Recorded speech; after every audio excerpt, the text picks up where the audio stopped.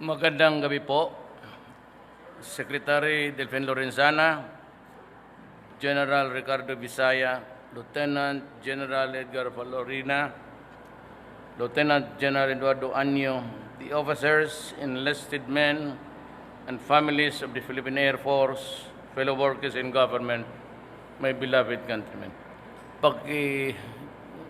Just sit down and...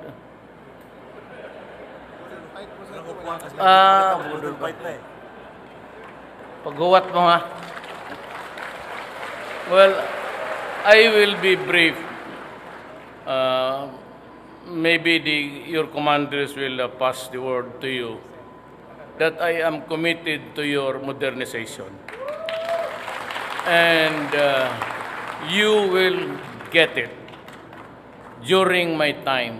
Kasi yung timeline na ipinakita sa akin was within the timeline of my presidency. Kung buhayin pa ako.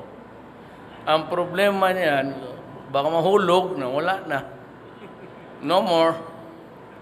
So, if in the fullness of God's time, you'll get what you want and more. Ganito yan eh. I am not, I said, I repeat my previous speech kanina, I am not cutting alliances with anybody. But just like what has been suggested by your commanders, to which also I believe in, that we should be everybody's friend. I do not see any war, yung talagang Second or First World War involving the might of arms, because kung mangyari yan at this time, there will be no more Third World War, because it's going to be the end game for this planet.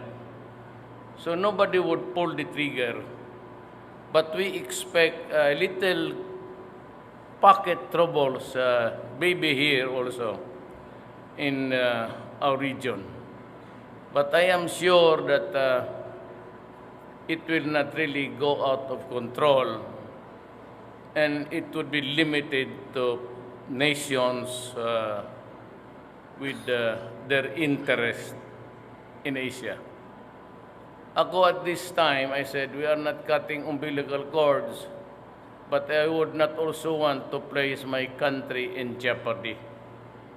Ayaw ko yung mga hostile na, yung pang-away ng galaw. For example, China knows that we are really entitled. Hindi naman, wala tayong magbulahan. Nanalo tayo sa arbitral. So China knows that we have a claim there that is legitimate. But the problem is they are also claiming it as a territory. I would like to make it clear again, ang ating territorial limits are about 12 miles from the seashores. Yung coastal, the low water, the receding between a high tide and low tide, you begin to count there and you have to get to the 12-mile limit. That is the territorial integrity of the Republic of the Philippines. Beyond that is our own sariling exclusive economic interest. Kung bakit nga, lahat ng bayan yan meron. Binibigyan lahat. Parang, ito, fish pond mo to. Ito yung mga isda mo, dyan mo kain. At ano yung nasa ilalim niyan, which may be really oil or gas. Yan ang ibig sabihin.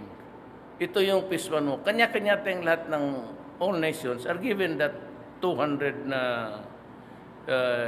delineation.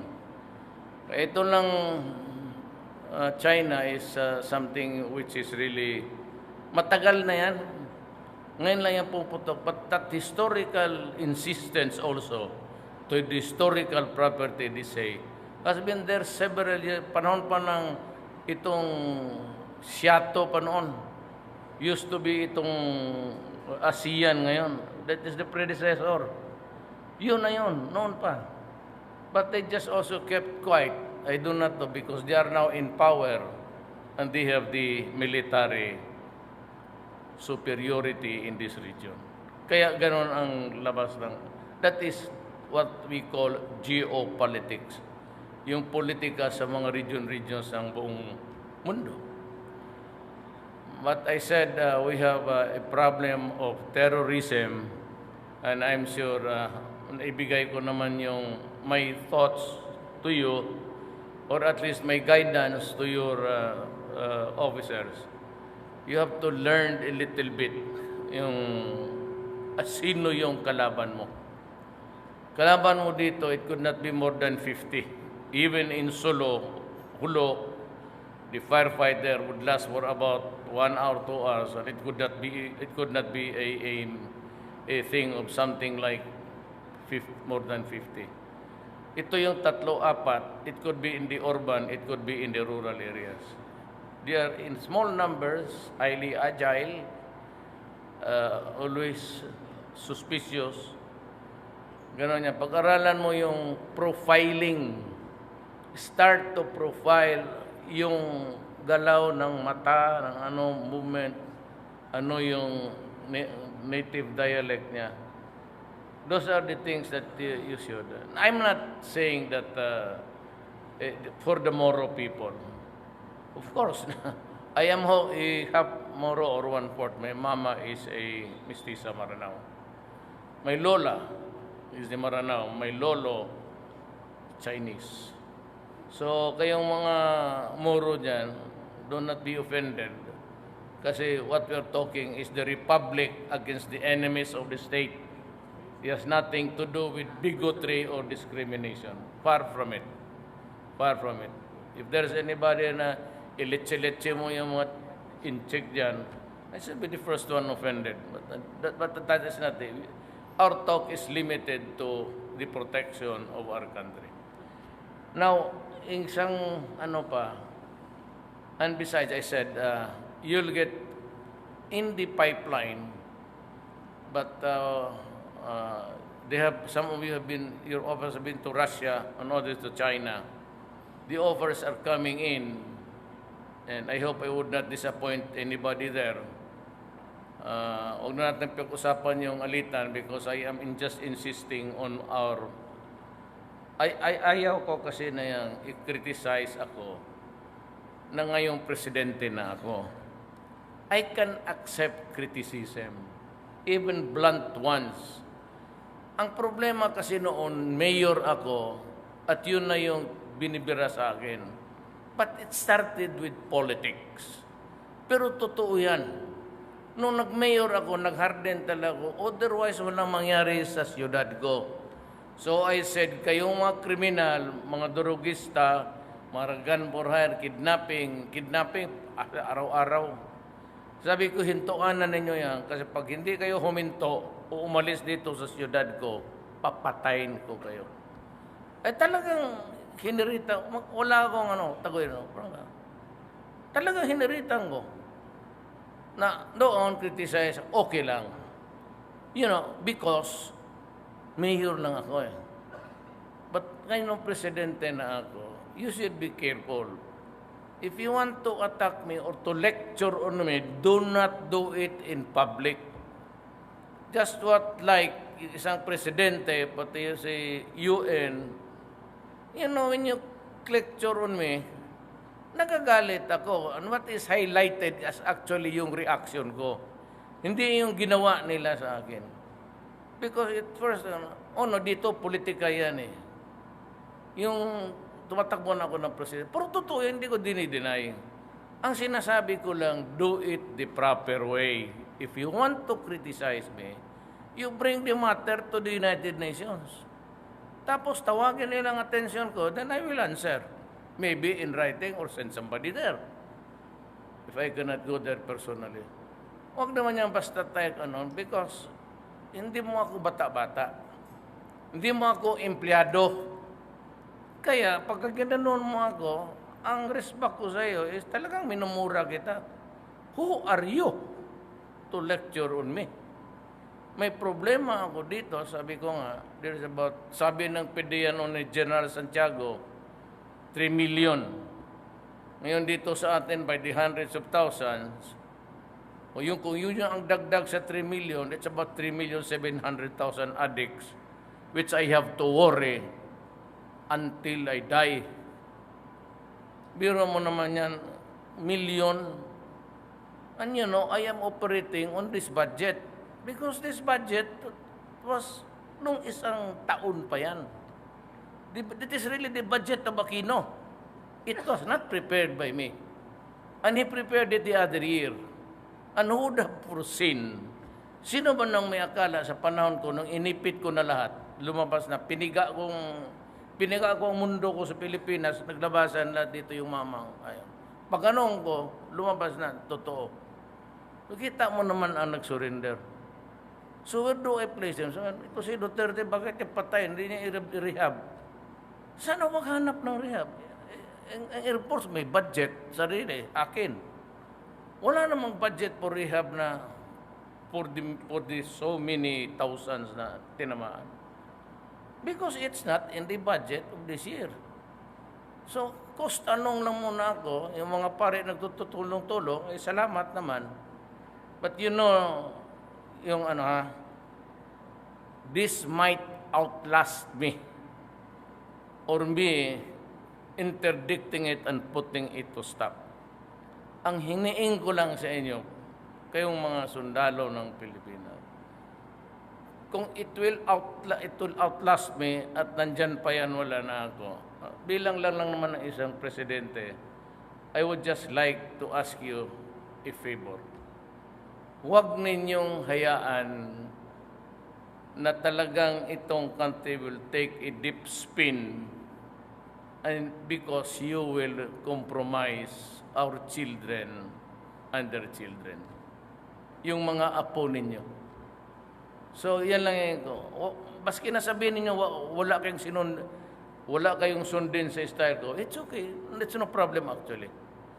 But what I'm just asking you is that if it outlast me, kung mamatay ako at hindi ako nakatapos, or for any reason, whatever, then ang tingin ko lang sa inyo,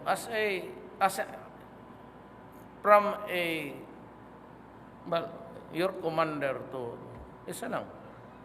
Huwag mo lang hayaan ang kawawa ang Pilipinas pag gano'n. Kawawa talaga. And the reason why wala akong magawa ko ito, because pumasok ang pulis, pumasok ang huwes, pumasok ang politiko. Yang sa Quezon kay Alcala, publicly sabihin ko siya, totoo yan. Ginanong ko lang kasi, alam mo, marunong mag-maneuver. Hayaan mo muna, sabi ko, para i-timing mo. Kasi kung malaman nila yun, wala kang makuha dyan because of their connections. Mayor dito, yung governor. And to think na kung hindi ako na presidente, hindi mo masita itong mga to. Mayor? So, puro bodyguard, puro police, puro mga hoodlum. Kasi pati yung police, takot. Kung unit ka lang dyan. Tapos sabi ko sa kanina, nagmura ako, bigyan ko kayo ng 24 oras, kundi patayin ko kayo. Yung panahon nakita natin, tatakbo-takbo sila, pawis-pawis. Kung hindi ako na mayor, hindi mangyayari yun. Maniwala nga. And I'm not trying to pull my own chair. I'm not saying that I'm the only one. Pero, karaming pwede. Pero kami yung si stage, ni isa doon, wala pwede. Kung sabi, harap-harapan?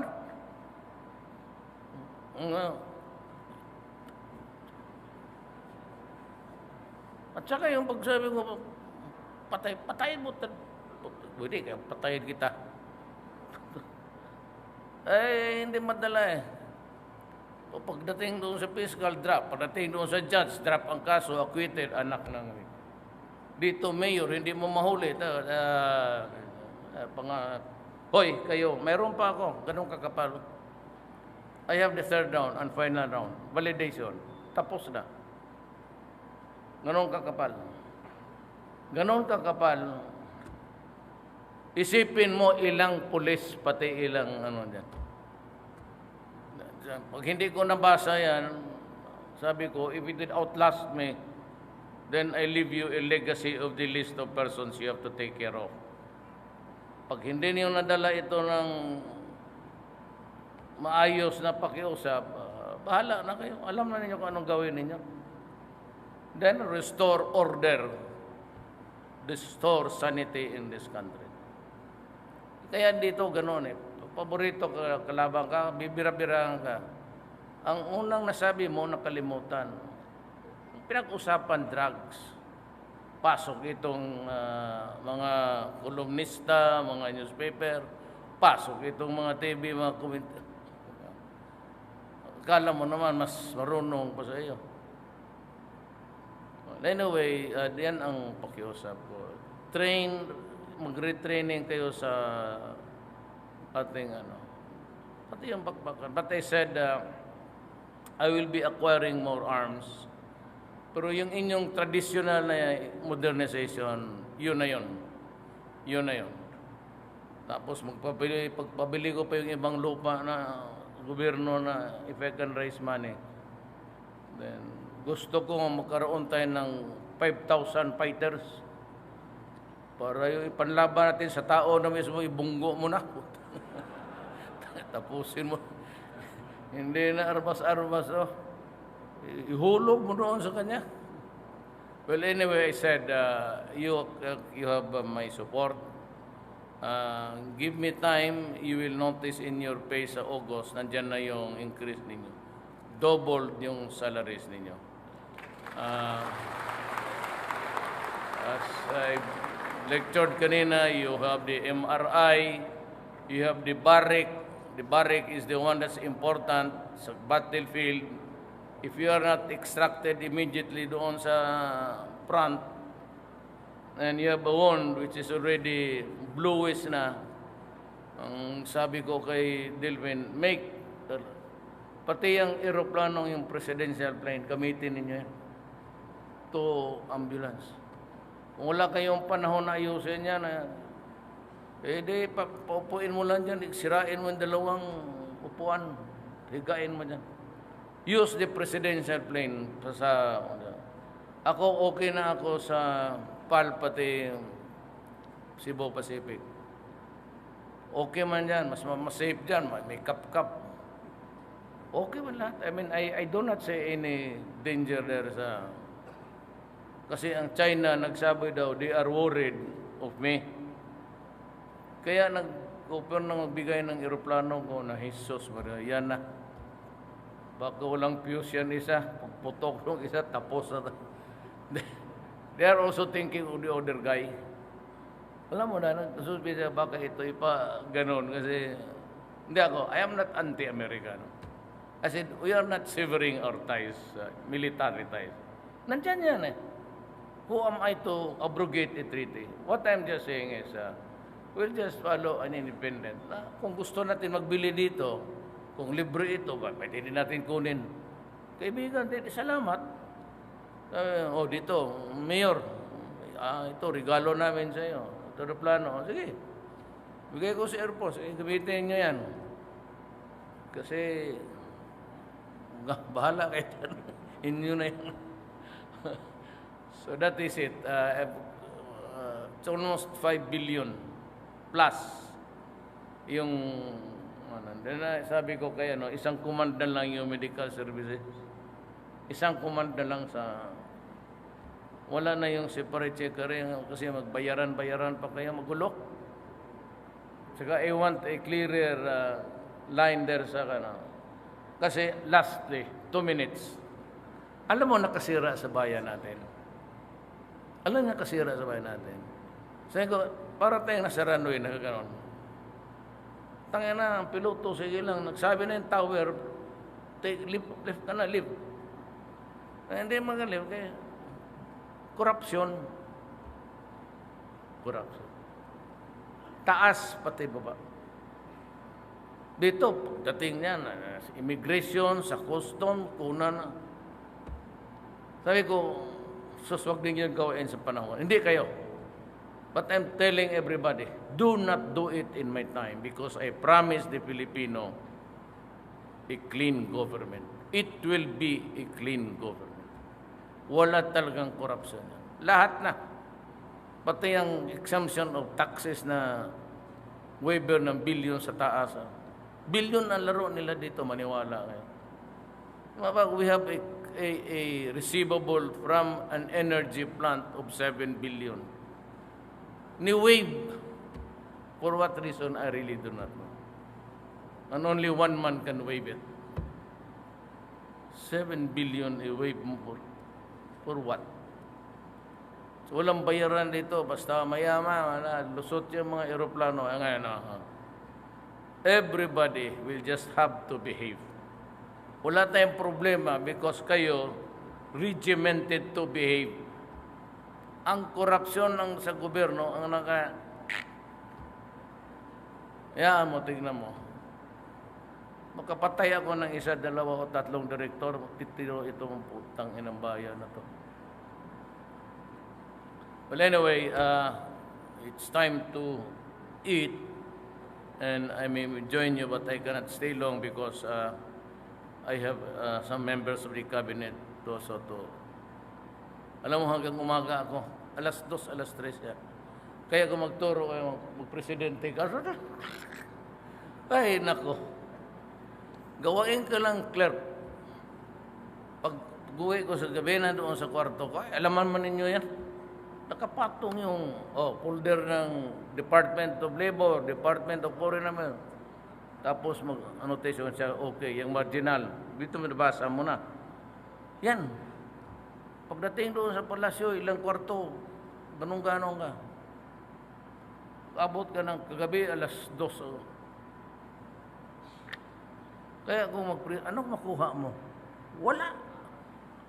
Sige lang, lipad doon, lipad. Bagay, punta ka ng mga kampo dito, yan, ang trabaho ng presidente. Ganon. Eche, tapos wala na. Kapoy masyado. Ang sweldo, 130,000. Cruising the bars ka lang. Mas mabuti, pero na gano'n ng bars, may karga, may kita ka pa. Tanginang yan. Mali, pero wala. Were it not for, I said.